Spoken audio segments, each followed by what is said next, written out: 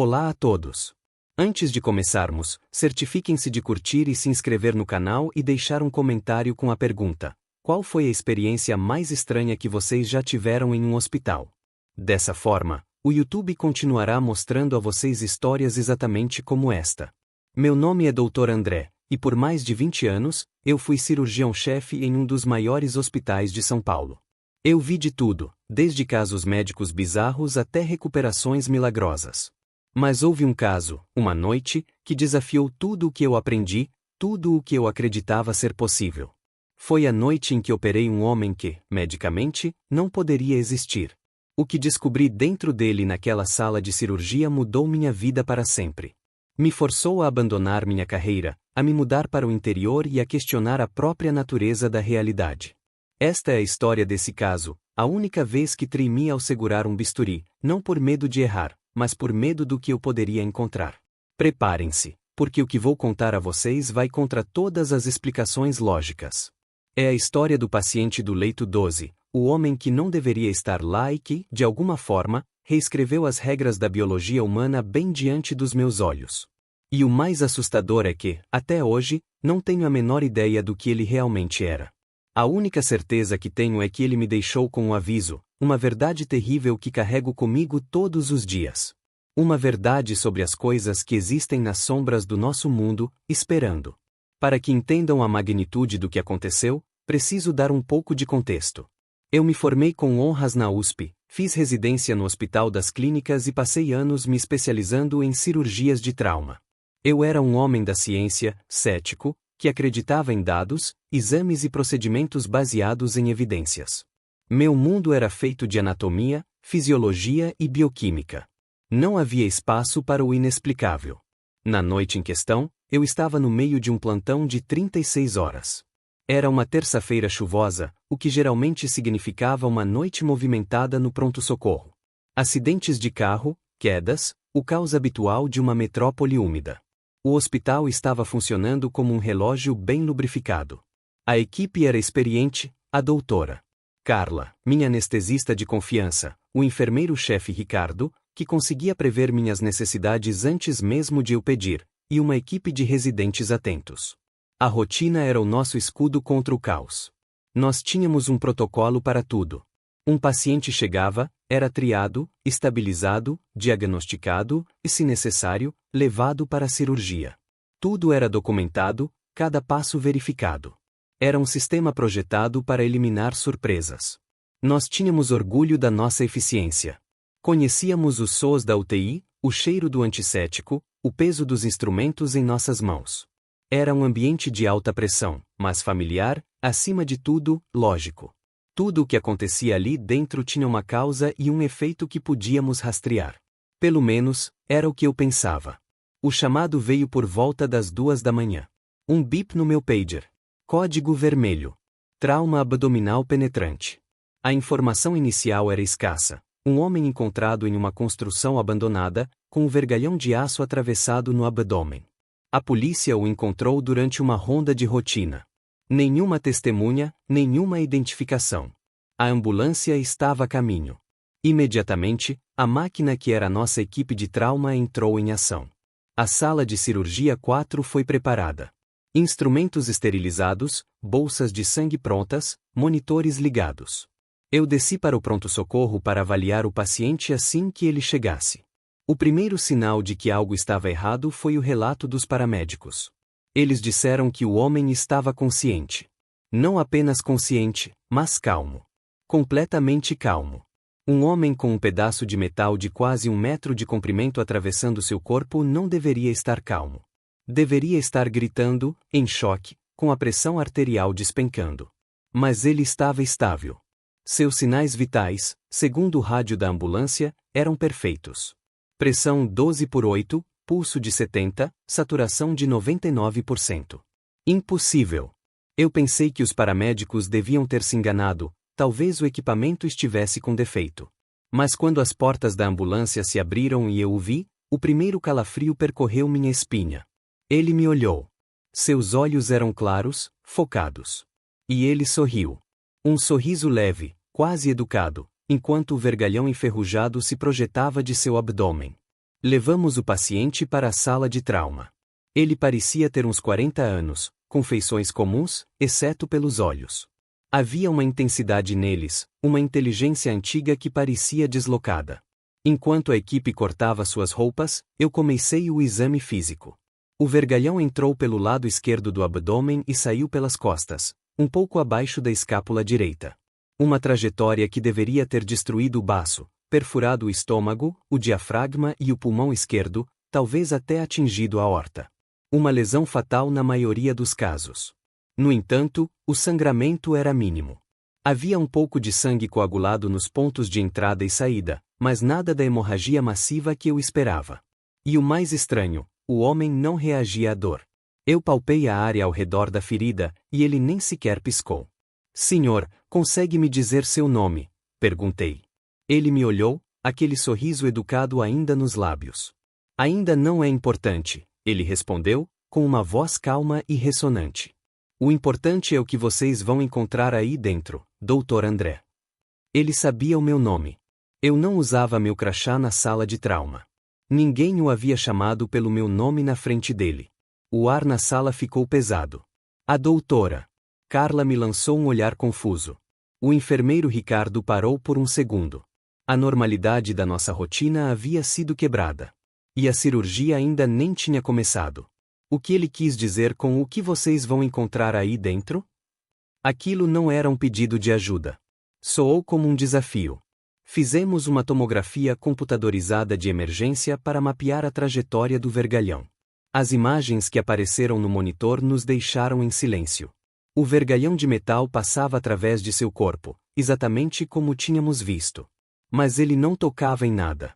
As imagens mostravam a barra de aço atravessando o espaço abdominal, mas o baço, o estômago, o pâncreas, os intestinos, todos pareciam ter se deslocado, se afastado do caminho do metal, como se tivessem sido gentilmente empurrados para o lado. Não havia sinais de laceração ou hemorragia interna. Era como olhar para uma daquelas ilusões de mágica, onde uma espada atravessa uma caixa com uma pessoa dentro, mas a pessoa sai ilesa. Só que aquilo não era uma caixa. Era um corpo humano, e as imagens eram claras. Isso não é possível, murmurou um dos residentes. Os órgãos não podem simplesmente se mover. Eu não tinha resposta. Eu olhava para a tela, tentando encontrar uma explicação lógica. Talvez uma anomalia anatômica congênita extremamente rara? Uma cituse inversus parcial e bizarra?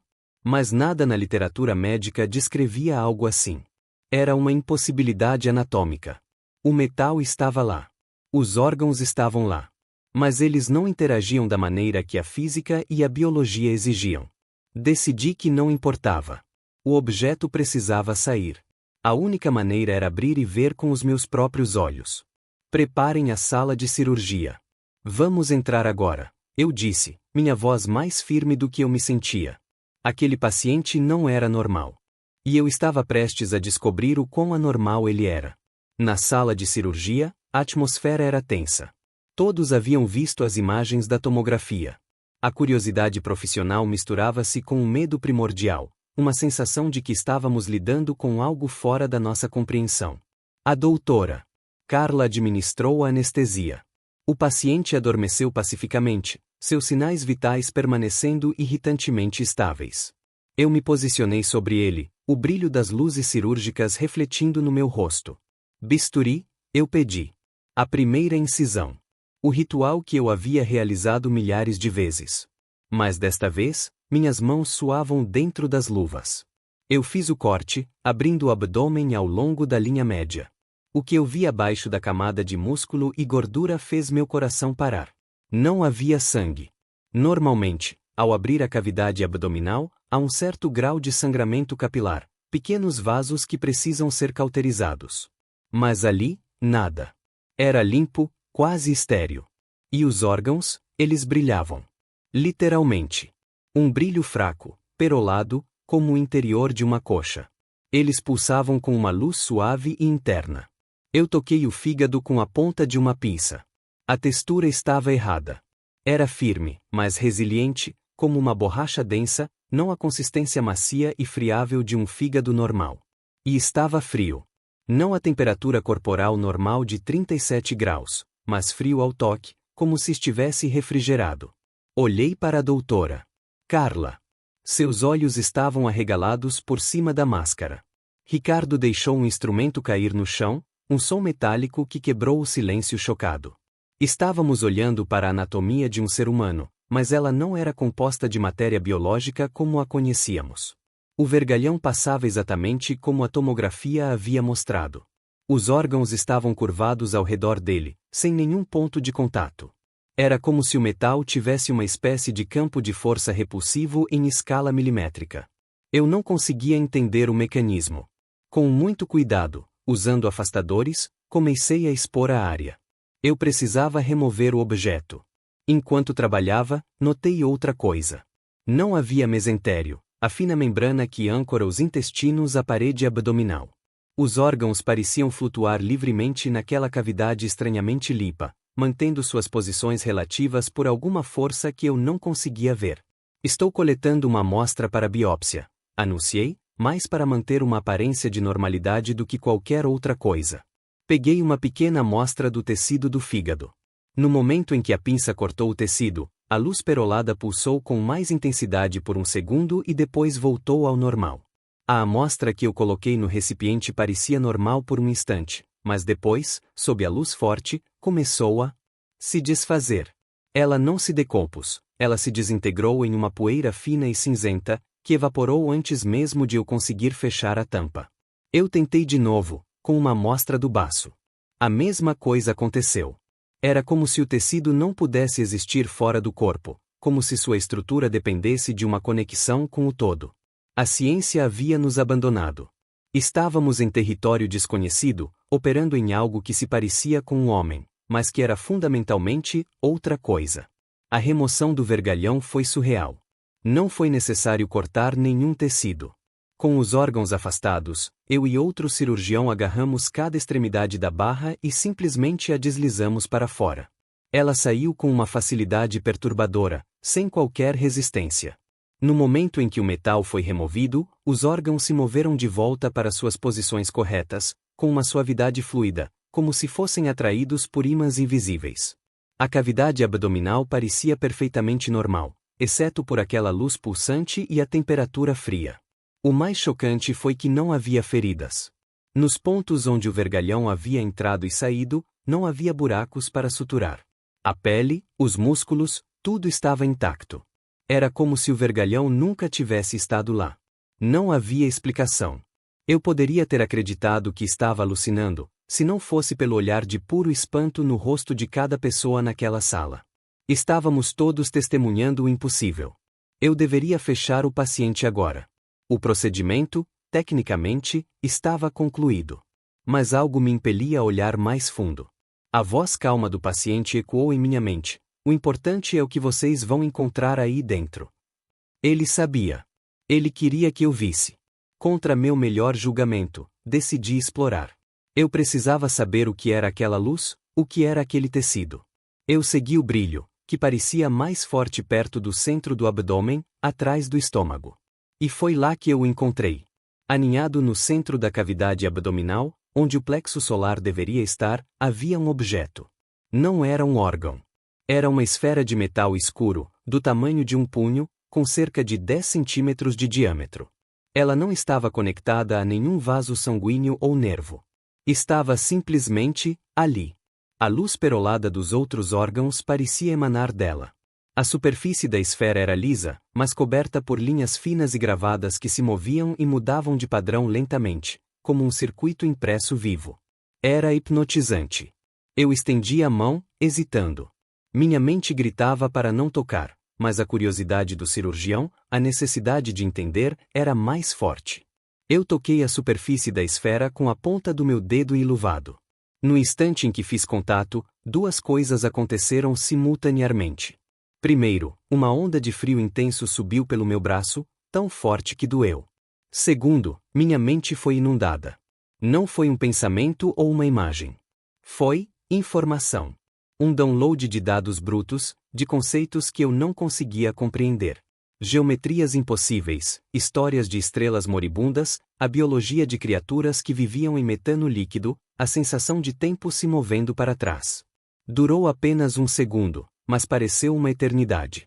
Eu gritei e puxei minha mão para trás, tropeçando e caindo no chão. O mundo girou. A equipe correu para me ajudar. Mas eu não conseguia desviar o olhar da esfera pulsante dentro daquele corpo aberto. Aquilo não era um tumor. Era um motor. Um computador. Um coração. E eu o havia tocado. Eu me recompus, trêmulo, e me levantei. O que foi isso, doutor? Perguntou Ricardo. Eu não sei, gaguejei. Apenas, fechem-no. Fechem-no agora. Ninguém questionou. A equipe trabalhou em silêncio, suturando as camadas de músculo e pele. Enquanto eles trabalhavam, eu olhava para o monitor de sinais vitais. O coração do paciente, que estivera estável em 70 batimentos por minuto durante toda a cirurgia, começou a acelerar. 80, 90, 100. A pressão arterial começou a subir. Algo estava errado. Quando o último ponto foi dado, o paciente começou a convulsionar na mesa.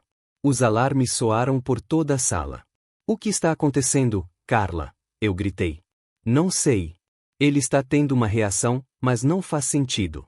Todos os parâmetros estavam perfeitos. Ela respondeu, checando os níveis de anestesia.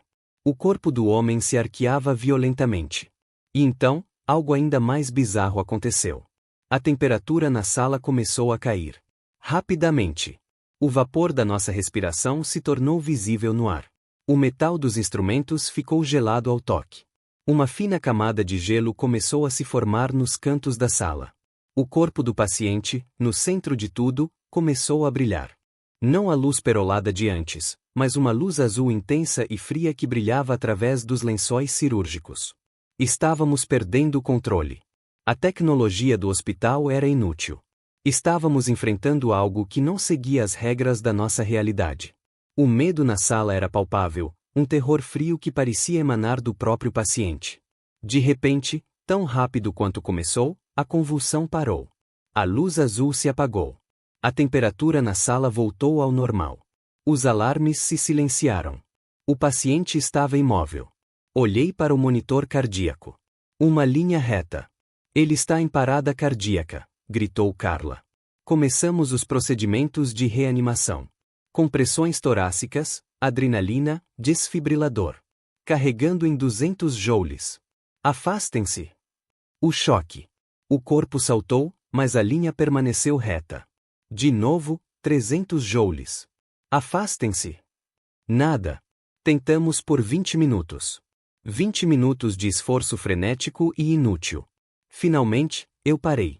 Suor escorrendo pelo meu rosto, o cheiro de ozônio do desfibrilador no ar. Hora do óbito, eu disse, minha voz falhando. 03:47. Declaramos o paciente morto.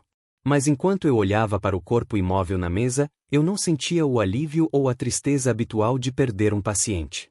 Eu sentia um medo profundo. Porque eu sabia, com uma certeza aterrorizante, que aquilo na mesa não estava realmente morto. Estava apenas desligado.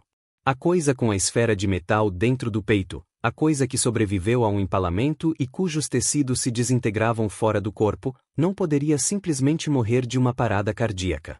Algo mais estava acontecendo. E a parte mais assustadora estava por vir. O desaparecimento. Seguindo o protocolo, o corpo foi levado para o necrotério do hospital. Eu preenchi a papelada, um exercício de ficção científica. Causa da morte, parada cardiorrespiratória. Fatores contribuintes, politraumatismo. Era tudo mentira. A causa real era encontro com o desconhecido. Eu instruí a equipe a manter sigilo absoluto sobre o que viram. Disse que abriríamos uma investigação interna. Eles concordaram, todos pálidos e abalados. Eu precisava pensar. Fui para o meu escritório, o sol começando a nascer, e tentei processar o que havia acontecido. A esfera, a luz, o frio, a informação na minha mente. Era loucura. Eu peguei os livros de anatomia, procurando qualquer coisa, qualquer anomalia rara que pudesse explicar uma fração do que eu vi. Não encontrei nada. Por volta das 6 da manhã, recebi uma ligação do segurança do necrotério. Sua voz era de pânico. Doutor, o senhor precisa vir aqui. O corpo sumiu. Meu sangue gelou. Corri para o necrotério, um lugar frio e estéril no subsolo do hospital. A gaveta onde o corpo do John Doe havia sido colocado estava aberta e vazia. As câmeras de segurança? Elas mostraram os enfermeiros colocando o corpo na gaveta e a fechando. E depois, nada. A câmera do corredor que cobria a entrada do necrotério mostrou a mesma coisa. Ninguém entrou, ninguém saiu. O corpo simplesmente desapareceu de dentro de uma gaveta de aço trancada, em uma sala trancada. A investigação oficial foi um pesadelo. A administração do hospital, a polícia, eles queriam respostas que eu não podia dar. Como um corpo desaparece de um necrotério seguro? A suspeita recaiu sobre mim e minha equipe. Fomos interrogados repetidamente. Eles sugeriram que estávamos encobrindo um erro médico, que havíamos removido o corpo para esconder evidências. Mas não havia evidências a esconder. O vergalhão que removemos também havia sumido da sala de descarte de materiais. Simplesmente desapareceu. Minha equipe me apoiou. Todos contamos a mesma história, omitindo os detalhes mais bizarros sobre a biologia do paciente. Dissemos que foi uma cirurgia difícil, que o paciente morreu na mesa e que não tínhamos ideia de como o corpo sumiu. Ninguém acreditou em nós, mas eles não podiam provar nada. A falta de um corpo, de uma identidade, de qualquer vestígio, transformou o caso em um fantasma nos arquivos do hospital. Para o mundo exterior, era um mistério administrativo bizarro. Mas para mim, era prova de que eu não estava louco. A criatura, ou o que quer que fosse, havia acordado e partido. E levou consigo todas as evidências de sua existência. Todas, exceto uma, a memória gravada em minha mente. O caso foi eventualmente arquivado como um incidente inexplicável. Fui formalmente advertido por falhas no protocolo de segurança, uma mancha na minha carreira até então impecável. Mas a punição administrativa foi a menor das minhas preocupações. Eu estava obcecado. Eu precisava saber mais. Passei noites em claro, pesquisando em fóruns da Deep Web, lendo relatos de abdução, teorias da conspiração, qualquer coisa que pudesse se assemelhar ao que eu tinha visto. Eu me sentia como um louco, um cirurgião respeitado mergulhando no mundo do paranormal. Mas a memória daquela esfera de metal era muito real. Durante minha pesquisa, comecei a encontrar fragmentos, pequenas pistas. Um relato de um médico legista na Rússia, em 1980, que descreveu um corpo de um acidente de avião com órgãos que brilhavam suavemente.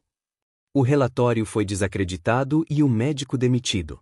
Um post anônimo de uma enfermeira na Argentina sobre um paciente de trauma que se curou de ferimentos mortais durante a noite e desapareceu do hospital, deixando para trás um cheiro de ozônio e uma queda de temperatura localizada. Eram histórias isoladas, consideradas boatos ou ficção. Mas para mim, elas formavam um padrão. Eu estava juntando as peças de um quebra-cabeça que ninguém mais sabia que existia. A característica mais consistente era a impossibilidade biológica e o desaparecimento subsequente, apagando qualquer prova. Eram como batedores. Unidades de reconhecimento que, quando danificadas, eram simplesmente recuperadas ou se autodestruíam, não deixando rastros. Mas por quê? Qual era o propósito? E o que aquela informação que eu recebi significava? Eram vislumbres de uma realidade tão vasta e estranha que minha mente mal conseguia processar. Cerca de um ano após o incidente, eu estava trabalhando até tarde no hospital, tentando me distrair com o trabalho. A memória do paciente do leito 12 havia se tornado uma sombra constante na minha vida. Eu estava em meu escritório, revisando prontuários, quando a luz da minha mesa piscou e se apagou. O hospital inteiro ficou em silêncio. Uma queda de energia.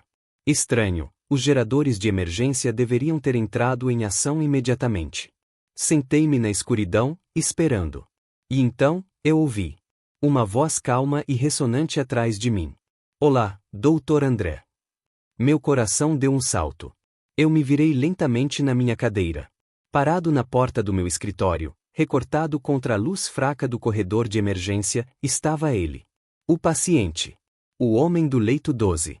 Ele não usava roupas de hospital, mas um terno escuro e simples. Não havia cicatrizes, nenhum sinal de que um dia um vergalhão o havia atravessado. Ele parecia perfeitamente normal, exceto pelos olhos. Aqueles olhos que pareciam conter a idade do universo. E ele estava sorrindo. O mesmo sorriso educado e perturbador. Nós precisávamos ter certeza de que você entendeu, ele disse, sua voz não produzindo eco no pequeno escritório. Entendi o quê? Consegui perguntar, minha boca seca. Que você não está sozinho, ele respondeu. E que há regras. Você quebrou uma delas quando me tocou. Você viu algo que não deveria ter visto. O que você é? Perguntei, minha voz um sussurro. O sorriso dele se alargou um pouco. Eu sou um jardineiro. Ou um zelador, se preferir. Este lugar, este planeta, é um jardim muito complexo. Um experimento. Minha função é observar, catalogar. Às vezes, podar. O que você viu dentro de mim é simplesmente a ferramenta que eu uso para interagir com este ambiente. Minha interface biológica. Interface biológica. A frase ecoou na minha mente, fria e clínica. Ele não era um ser vivo no sentido que entendemos. Ele era um operador dentro de uma máquina orgânica. O acidente, o vergalhão, comecei. Um erro de cálculo.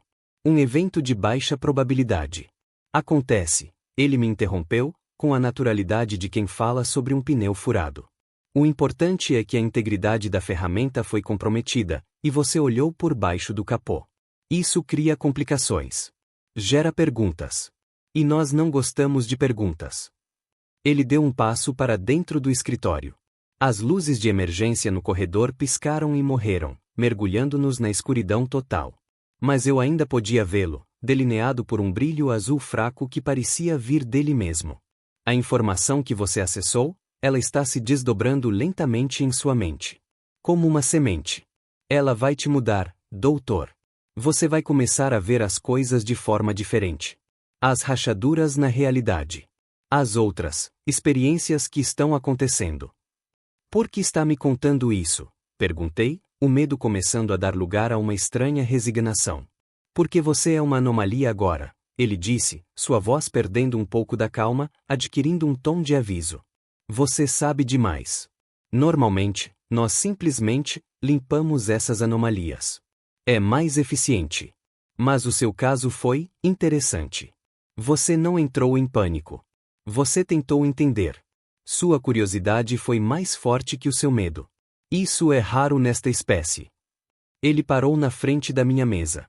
Eu podia sentir o frio emanando dele, o mesmo frio da sala de cirurgia. Então, estamos te oferecendo uma escolha. Um ato de cortesia profissional, digamos. Você pode esquecer. Podemos remover a memória, a semente. Você voltará a ser o cirurgião cético e brilhante que era. Sua carreira será restaurada. Esta noite nunca aconteceu. A oferta era tentadora. Voltar à normalidade. Apagar o medo, a confusão, a obsessão que havia consumido minha vida no último ano. Mas eu sabia que seria uma mentira. Eu não podia desver o que eu tinha visto. A verdade, por mais aterrorizante que fosse, era real. E qual é a outra opção? Perguntei. O brilho azul em seus olhos pareceu se intensificar. A outra opção é lembrar. E se afastar. Deixe este mundo para trás. Abandone sua carreira, sua vida. Desapareça. Viva em silêncio. E nunca, jamais, fale sobre o que você viu. Se você tentar provar, se tentar convencer os outros, nós saberemos. E a oferta de esquecer não estará mais na mesa. A ameaça era clara, e eu não tinha dúvidas de que ele poderia cumpri-la. Eu pensei na minha vida, na minha reputação, em tudo que eu havia construído. E então pensei na esfera de metal, na informação que inundou minha mente, na verdade fria e vasta que ela representava. Viver em uma mentira confortável, ou viver com uma verdade aterrorizante? Por que eu deveria confiar em você? Perguntei, uma última tentativa de desafio. Ele não respondeu com palavras. Em vez disso, ele levantou a mão. Na palma de sua mão, uma pequena esfera de luz começou a se formar. Ela girava, e dentro dela eu vi imagens. Vi o meu hospital, mas não como ele era. Vi os fios de energia correndo pelas paredes, não como fios de cobre, mas como rios de luz. Vi as pessoas, não como corpos de carne e osso, mas como complexas auras de energia e consciência. Vi as doenças, não como falhas biológicas, mas como interferências, estática no sinal. E eu vi a mim mesmo, e a pequena semente de luz em minha mente, a informação que ele havia dito que estava lá. E eu vi outras coisas. Sombras nos cantos, formas que se moviam rápido demais para os olhos normais, outras interfaces como ele, caminhando entre nós, observando, algumas benevolentes, outras, nem tanto. Ele me mostrou a verdade do mundo. Uma verdade que eu não estava preparado para ver. Você tem 24 horas para decidir, ele disse, a imagem em sua mão desaparecendo. Ele se virou e caminhou para fora do escritório. As luzes voltaram a acender com o zumbido. Ele havia sumido. Eu não precisei de 24 horas. Na manhã seguinte, apresentei minha carta de demissão. A administração ficou chocada, mas, no fundo, aliviada. O médico problemático do caso do corpo desaparecido estava indo embora voluntariamente. Vendi meu apartamento, meu carro, liquidei meus investimentos. Eu me desconectei. Meus colegas pensaram que eu tive um colapso nervoso, um esgotamento. Eu os deixei acreditar. Era mais fácil do que a verdade. Peguei o dinheiro e comprei este pequeno sítio no interior de Minas Gerais, a centenas de quilômetros de São Paulo. Um lugar onde o céu é escuro o suficiente para ver as estrelas. Um lugar onde eu posso estar sozinho com meus pensamentos e com a verdade que carrego. Mudei meu nome. Para o mundo, o Dr. André, o cirurgião, simplesmente desapareceu. E foi exatamente isso que a entidade queria. Um desaparecimento silencioso. Eu nunca mais o vi, mas às vezes, à noite, quando o vento sopra forte, sinto uma queda súbita de temperatura na varanda. E sei que eles estão por perto, verificando. Garantindo que eu esteja cumprindo minha parte do acordo. Eu nunca falei sobre isso com ninguém. Até agora. Porque estou quebrando o silêncio. Porque algo mudou. A semente de informação em minha mente, ela continua a crescer. E estou começando a entender as coisas que vi. E uma delas é que o tempo deles está acabando. O experimento está chegando a uma conclusão. E não acho que será bom para nós. A vida aqui é simples. Eu planto meus próprios vegetais, cuido de algumas galinhas. Leio livros. Muitos livros. Não sobre medicina, mas sobre física quântica, cosmologia, filosofia. Estou tentando construir uma estrutura para entender o que me foi mostrado. A informação que recebi não foi em palavras ou imagens, mas em conceitos puros. É como tentar descrever uma cor que ninguém nunca viu. A ideia de que nosso universo é um jardim ou laboratório é a analogia mais próxima que consigo fazer. E nós não somos os jardineiros.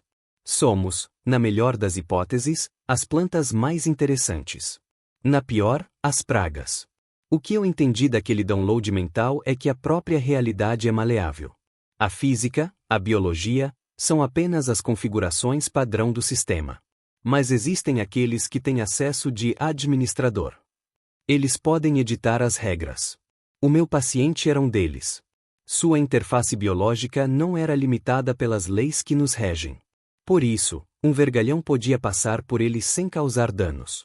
Por isso, seus tecidos não podiam ser analisados. Eles não pertenciam a este sistema de regras.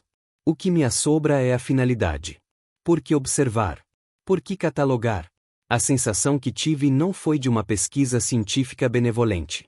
Foi de controle de qualidade. Como um agricultor inspecionando sua colheita antes de decidir o que fazer com ela. E eu tenho a terrível sensação de que a colheita está próxima. A semente em minha mente se manifesta de maneiras estranhas. Às vezes, eu olho para uma árvore e não vejo apenas folhas e casca, mas o fluxo de energia vital dentro dela. Eu posso ver as redes de comunicação dos insetos, as linhas de força do campo magnético da Terra. O mundo se tornou mais transparente para mim. E eu vejo as rachaduras que ele mencionou. Pequenas inconsistências. Um objeto que está em um lugar, um segundo depois, está em outro, sem que ninguém o tenha movido. Pessoas cujas memórias de um evento não batem, não de uma maneira normal, mas com detalhes fundamentais completamente diferentes. Coincidências que são estatisticamente impossíveis. A maioria das pessoas não percebe. Seus cérebros filtram essas inconsistências, preenchem as lacunas para manter a sanidade. Mas eu não consigo mais fazer isso. Eu vejo a edição acontecendo em tempo real. Pequenos ajustes, correções de bugs no código da realidade. E isso está se tornando mais frequente. O sistema parece estar se tornando instável. Ou talvez, esteja sendo preparado para um reboot. É por isso que estou falando agora. Se uma reinicialização está chegando, meu silêncio não importa mais. O acordo que fiz foi baseado na premissa de que o status quo continuaria. Mas não vai. O aviso que ele me deu não era apenas para mim. Era um vislumbre do manual de operações do nosso universo. E o último capítulo envolve uma reinicialização completa. Eu sei que isso soa como a divagação de um louco. Um médico que perdeu a cabeça. Talvez eu tenha. Talvez o que eu vi naquela sala de cirurgia tenha quebrado minha mente de uma forma que eu não consigo perceber. Talvez eu tenha inventado tudo isso para dar sentido a um trauma inexplicável. Eu considero essa possibilidade todos os dias. É a explicação mais racional. Mas então eu fecho os olhos e ainda sinto o frio daquela esfera de metal. Eu ainda vejo as geometrias impossíveis. E eu sei que não foi um sonho. A prova? Eu não sou o único. Desde que comecei a procurar de verdade, com a nova percepção que a semente me deu, eu encontrei outros. Não muitos. Um punhado de pessoas espalhadas pelo mundo. Um ex-controlador de tráfego aéreo que viu um avião desaparecer do radar e do céu simultaneamente. Uma geóloga que encontrou fósseis em camadas de rocha que eram geologicamente impossíveis. Um programador que encontrou um código dentro de ruído de fundo aleatório que não deveria estar lá. Todos nós temos a mesma história, um encontro com o impossível, uma oferta para esquecer ou se calar, e uma vida de exílio autoimposto. Nós nos encontramos em cantos escuros da internet, usando criptografia pesada, compartilhando nossas histórias. Nós somos os tocados, aqueles que viram por trás da cortina. E todos nós sentimos a mesma coisa. O tempo está se esgotando. O que podemos fazer? Nada. Somos formigas tentando entender a bota que está prestes a nos esmagar. Nossa única esperança é que talvez o jardineiro não seja a única força em jogo. Naquela torrente de informações que recebi, eu senti a presença de outros. Outras entidades, com outros propósitos.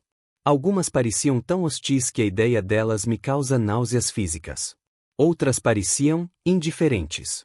E apenas uma, parecia ressoar com algo parecido com compaixão. Uma espécie de hacker no sistema, que tentava proteger certas partes do experimento. Talvez seja por isso que eu e os outros tocados ainda estamos aqui. Talvez tenhamos sido protegidos. Ou talvez sejamos apenas parte de um jogo mais complexo entre esses seres, e nossa sobrevivência é incidental. Eu não sei. A única coisa que posso fazer é observar e registrar. Eu mantenho diários detalhados de tudo o que vejo, de todas as inconsistências. Eu os enterro em recipientes à prova d'água em vários locais deste sítio. Se o reboot acontecer, se a história for reescrita, talvez um fragmento da verdade sobreviva.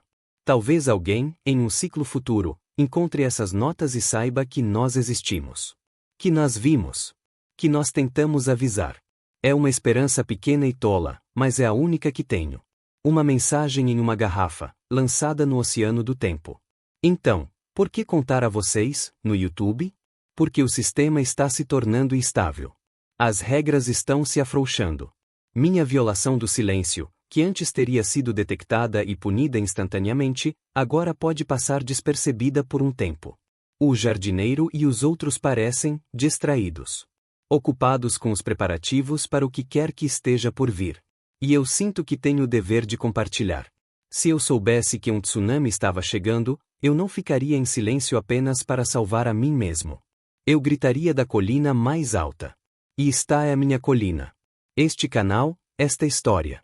Talvez a maioria de vocês descarte isso como ficção. Tudo bem.